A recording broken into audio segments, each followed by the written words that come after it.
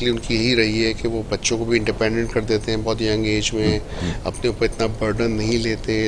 Easy life रखते हैं, enjoy करते हैं लाइफ को।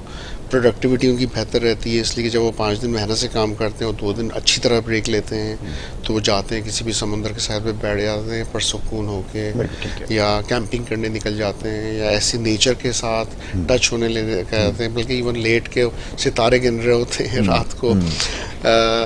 मैं बहुत रहा हूँ अरसा वहाँ पर, तो दे enjoy nature, they love nature, not just के बीचेस वगैरह, बल्कि जानवरों से उनको बड़ा प्यार है, और नेचर के करीब रहते हैं। हम लोग क्या करते हैं कि हम वही टाइम जो है अपने गिनतियों में लगे रहते हैं कि भाई जैसे आपने बोला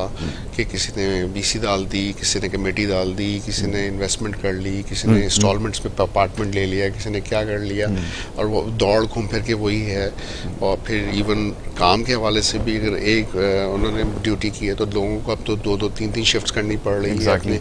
तो एक प्रेशर, हम मुस्लिम मैज़लो जो हायरार्की है उसमें बिल्कुल बॉटम पे बैठे हुए हैं, जहाँ पर नेसेसिटीज़ ही को पूरा करना कई दफ़ा मुश्किल हो रहा है। हो जाता है। मुझे ऐसी कॉलें आती हैं ऐसे लोगों से जिनको मैं पहले से जानता हूँ, कहते हैं यार हमारा बिजनेस अब बिल्कुल नहीं चल रहा, डॉक्टर साहब अब क्या करूँ, मुझे बताएं किस तरह से मुल्क से बाहर निकल जाऊँ। परसों मुझे एक कॉल आई जिससे मैं सोफ़े और कर्टन्स बनवाता हूँ, और 1 साल के बाद मैंने कहा अच्छा, मुझे हैरत हुई, मैंने कहा मुझे तो उसकी ज़रूरत नहीं थी, इसने मुझे कॉल क्यों की। कॉल की वजह से भी ये थी कि डॉक्टर साहब देखें आपके पास कोई काम है सोफ़े का या कर्टन्स का, मेरे पास कोई काम ही नहीं आ रहा,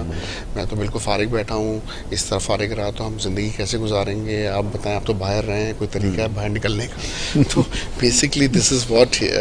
और मसला ये है कि साउंड्स ग्लूमी, लेकिन ये कि सैड कि पहले स्किल ड्रेनेज बहुत हुआ पाकिस्तान से, फिर ब्रेन ड्रेनेज बहुत हुआ पाकिस्तान से, लेकिन अब फाइनेंशियल ड्रेनेज हो रहा है जो कि मैं देख रहा हूँ कि हर जगह से कोई मुझे बता रहा है कि मैं ओमान के लिए जा रहा हूँ, निकल रहा हूँ, वहाँ से कोई आया हुआ है डेलीगेट आजकल, कोई मुझे बता रहा है कि गोल्डन वीज़ा आजकल तो दुबई का है ना, 15-16 करोड़ खर्च कर दें तो आपको मिल जाएगा, तो आप वहाँ क्यों नहीं मूव हो जाते। तो इसके अलावा जिनके पास पैसे हैं वो बस भाग पाड़ तोड़ रहे हैं कि किसी तरह मुल्क छोड़ें और निकल जाएँ। पहले जिनके स्किल्स थे वो निकल गए, जिनके पास दिमाग था, साइंटिस्ट थे या इंजीनियर्स थे, डॉक्टर्स थे, वो निकल गए। अब पैसा भी चले जाएगा तो बचेगा क्या, खाली पहाड़ और दरिया। बिल्कुल। तो बस है कि हमें अपने मुल्क में रह के अपनी स्किल को यहाँ रख के, अपनी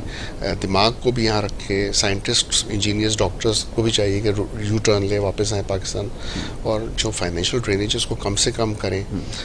अब बात साइकेट्री से कम्प्लीटली इकोनॉमी उसकी तरफ चली गई है, विच इज़ अनफॉर्चुनेट, लेकिन बात ये कि यही घूम फिर के फिर एक आम आदमी पे गुजरती है जो उससे गुजर रहा होता है, क्योंकि फाइनेंशियल हालात में इतनी बड़ा प्रॉब्लम आ जाता है कि वो नहीं गुजारा कर पा रहा, तो फिर बेचारा वो बेसिक नेसेसिटीज़ की तरफ ही जाएगा। यही करेगा कि पैसों की गिनतियों में लगा रहेगा कि किसी तरह मुझे, क्योंकि ये इनसिक्योरिटीज़ ही हैं जो हमें फिर वो फंसा देती है इस दलदल में कि हम पैसों की गिनती में लग जाते हैं, ब्रेक्स कम लेते हैं, या फिर हम उतना इंजॉय नहीं कर पाते जितने गोरे करते हैं या वेस्टर्न कंट्रीज़ में किया जा रहा है। बिल्कुल भूल चुके हैं, कम्प्लीटली वी हैव फॉरगॉटन कि हमें करना क्या है।